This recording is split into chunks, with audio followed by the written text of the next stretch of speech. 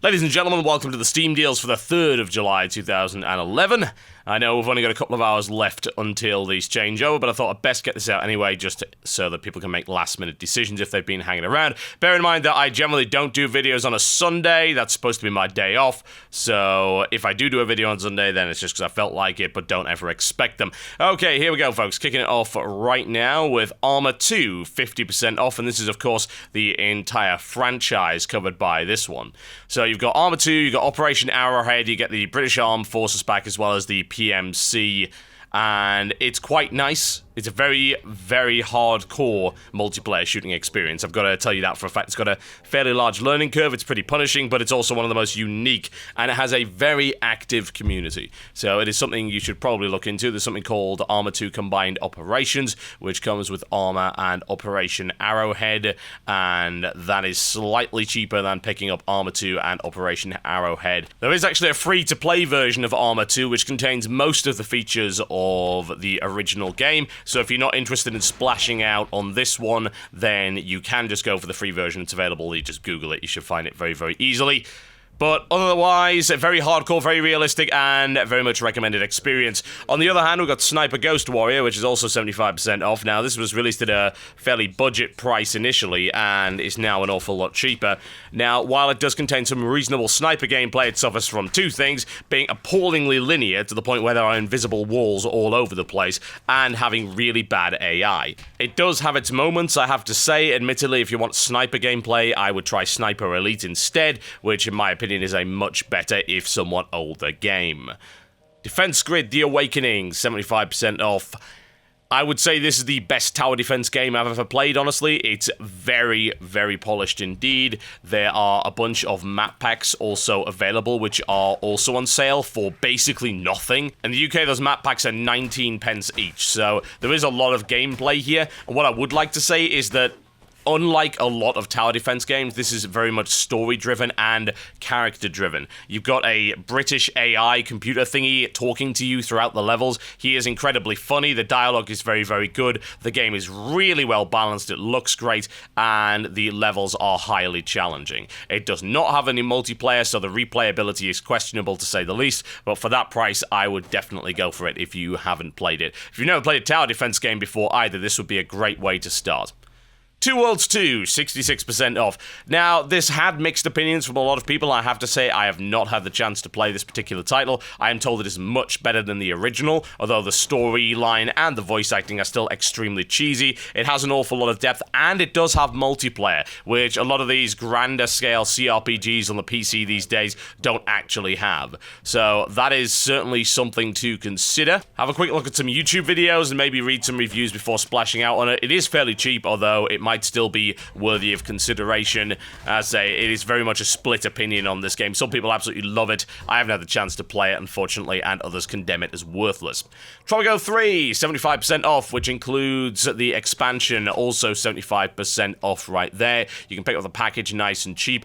Tropico 3 is extremely enjoyable. It's a very funny as well as very deep building and management game based on your own little Banana Republic dictatorship.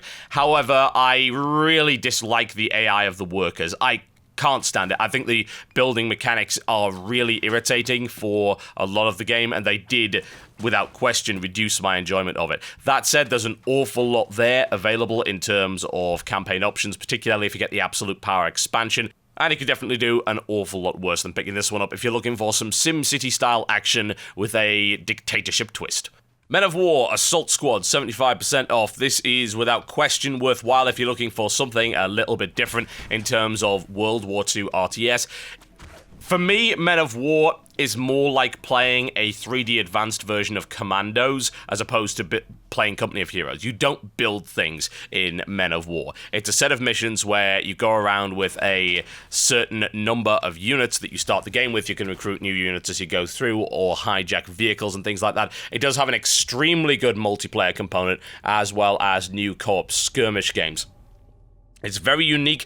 You have the opportunity to directly control a squad or a tank or any kind of vehicle, for instance, to move it around with the WASD keys as well as shoot with the mouse buttons and things like that. It's definitely worthwhile. It's got a great destruction engine as well. You can drive tanks through buildings. It's really fun. However, it is extremely difficult. Just bear this one in mind. It is very, very hard indeed. But I would recommend it if you are looking for some kind of tactics or strategy game in real time based in World War II with plenty of explosions. You can also hijack a tractor and drive around on it shooting. Yes, I kid you not. It is kind of fun like that. Kane and Lynch 2, Dog Days, 75% off. Well, pretty much every day we've had one of these games where you avoid it like the plague. This is definitely one of them. Dog Days is short, it's got a terrible ending, the shooting mechanics are rubbish, and the only thing that really redeems it is the fairly unique graphic style. It is a dumb shooter. I didn't like the original either, which was incredibly linear, it was incredibly dull, the shooting mechanics were completely off, and the two characters were completely and totally unlikable. Now, of course, that is deliberate, just bear that in mind, but I didn't feel compelled to finish that game at all. The controls on both games are very clunky, so I'm really not a fan of this one at all. The co-op kind of redeems it to a certain degree, but if you're going to play solo, I just wouldn't even bother. Assassin's Creed, also the franchise. Now, Brotherhood is 50% off, whereas the other games are 66% off, or you can get the whole lot for 66% off by purchasing the Collector's Pack. So, Assassin's Creed, the original, wasn't so great on consoles due to a lack of variety. They did fix that somewhat on the PC. In the Director's Cut edition, there are more missions when you are hunting down your targets, so it's less dull than the others were. There are still very long, unskippable cutscenes, so if there was any one of the three that, if you had to, I would skip, it would be the first one. Assassin's Creed 2 is absolutely stellar. It's easily my pick of the litter. It is an absolutely engrossing game. It is very, very well put together. The storyline is fantastic. The open world gameplay and the platforming is second to none. The only complaint that I have about Assassin's Creed 2, which actually applies to all of the Assassin's Creed games, is that the combat is far, far too easy, and as a direct result of that, you do not feel like you're in danger most of the time. You can just go around stabbing guards at random if you so desire, and the effects are fairly minimal. If you want to try and reduce that, I would recommend playing it on a higher difficulty level. That may help somewhat. That said, it is well worth having nonetheless, and bear in mind Assassin's Creed 2 has its DRM turned off now. Some of you might have heard about the always-on DRM, where you had to be connected to the internet at all times, and if you lost your internet connection, you'd have to go back to the previous checkpoint. It was awful.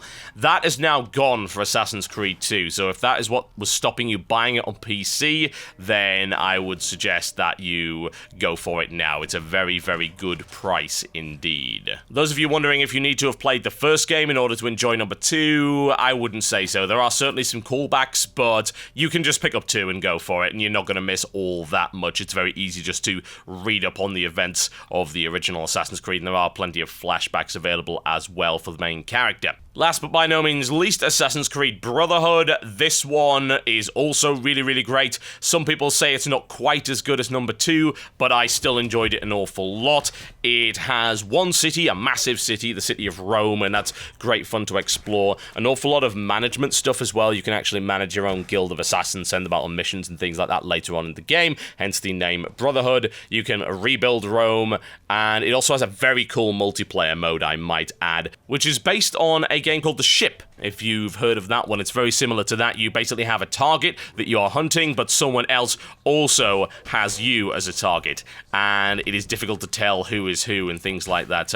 It is a very tense and unique multiplayer experience. Now, that one is only 50% off on its own, so it's still kind of expensive. So if I were to pick anything, if I were on a budget, I would just pick up 2, honestly. Maybe 1 if I'm feeling like it, because that's not very expensive either, but avoid Brotherhood maybe for the time being until you've played 2, and I wouldn't recommend picking up Brotherhood without 2, by the way. There are far too many callbacks, and the character in Brotherhood is the same as the character in 2, so you will miss out an awful lot if you decide to skip 2 and just go straight for the latest one. And just a quick clarification, folks, I believe for Brotherhood you still have to be on the internet when you first start the game up. You don't have to do it for 2 anymore, that is completely gone, but Brotherhood, I believe, is still locked into that, so just something to consider. Call of Duty Modern Warfare 2, 50% off. Well, that's a bargain, isn't it, for a game that's very, very old? So it's got a 4-hour campaign mode. It does have some reasonable co-op in the form of the Spec Ops mode. But aside from that, I don't think I would touch this, honestly. I mean, how old is this game? How badly balanced is this game? The fact that it doesn't have dedicated servers for PC, it's got a limited field of view, it's a bad PC port in general. I simply would not touch this game with a 10-foot barge pole. I'm still boycotting this game from when it came out in the first place. It's just horrible in that regard.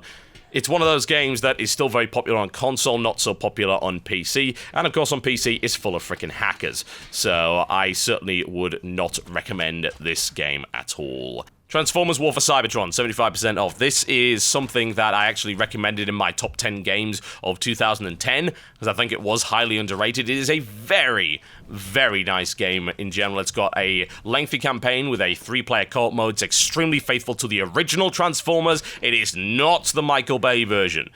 The animation quality is stellar, the graphics are absolutely fantastic, there's plenty of gameplay variety in there, the voice acting is unbelievably good. I mean, if you like the cartoons in any way, then I can't see how you wouldn't like this game. And I should also point out the multiplayer is really good as well. Admittedly, it lacks dedicated servers, so it can have connection problems, and that's something you should definitely bear in mind. But if you're playing with friends in a private lobby, this has a really great multiplayer. Reminds me kind of a lot of Unreal Tournament, actually, as opposed to anything else. And yes, you can transform into vehicles in the middle of a multiplayer match. It is pretty awesome, honestly. I really like it an awful lot, and I would recommend picking it up because I think a lot of people did overlook it. They thought it was a tie-in game. It really isn't. It is its own game in its own right, and probably the best Transformers game ever released. Torchlight, 80% off. Well, well, well. Do you not own Torchlight? Why do you not own Torchlight? Do you want to explain to me why you don't own Torchlight? Torchlight is amazing. You have to understand this. Torchlight is easily one of the best single-player hack-and-slash Diablo-style RPGs ever. And this is incredibly cheap. There's a big modding scene for it. The sequel isn't out yet, so if you haven't picked up this game, I would recommend that you grab it because it is absolutely stellar. If you're not into action RPGs and hack-and-slashy gameplay, you may not find all that much enjoyment out of it. And bear in mind, Torchlight is a single-player game. There's no multiplayer in it at all. It has 3 classes. Admittedly, it's also got 9 talent trees, so it's effectively got 9 classes because those trees are so very different. But it is awesome, and if you're looking for something to play on your netbook, it does have a netbook mode, and it has Steam Cloud support, so you can transfer saves between your main computer and your laptop very, very easily. Highly recommended, folks. Highly recommended. But again, why don't you already own this game? And last but by no means least, we have Dragon Age 2. I say by no means least because we also had Sniper Ghost Warrior in this list and Modern Warfare 2. Dragon Age 2 is not a very good game. However, you can also pick up Dragon Age Origins, the Ultimate Edition, for 66% off. So that is Dragon Age with the Awakening expansion and loads of DLC. That's all 9 content packs. If you've not played Dragon Age, the original, I don't know what you're doing because it's so good. It is about 100 hours of gameplay in the original game. That's how much I clocked up anyway, but I was looking for everything. There's at least another 20 to 30 in Awakening and a few more in the DLC. Lots of value. About as close to a modern Baldur's Gate game as you will get. The combat is in places highly unbalanced, but once again, this game has a very large modding scene, so it's very easy to find mods that will sort the difficulty balance out quite nicely. In fact, something like Dragon Age Nexus has tons of modding possibilities on it, all sorts of things. If you haven't picked up Dragon Age Origins, I would certainly recommend it. One of my favorite RPGs ever. Dragon Age 2, on the other hand, is, I wouldn't call it a disaster per se, but it is not a good sequel. It was evidently rushed.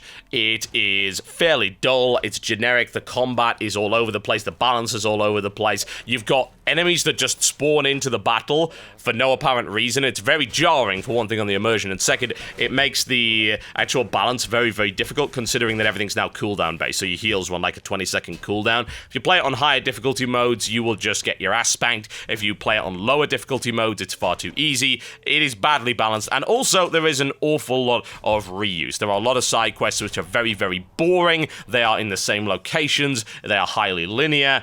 it's not as good, and that, I have to say, is a real problem, alongside the fact that the characters are by no means as interesting and deep as Dragon Age Origins. So to me, this was a rushed sequel.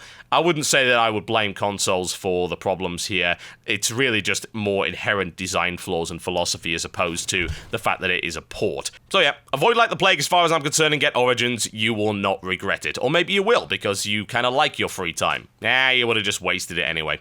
Okay, folks, that is me done for this, and I'll be back very soon, in fact, with yet more Steam deals as everything ticks over. Thanks for your patience, folks, and I will see you next time.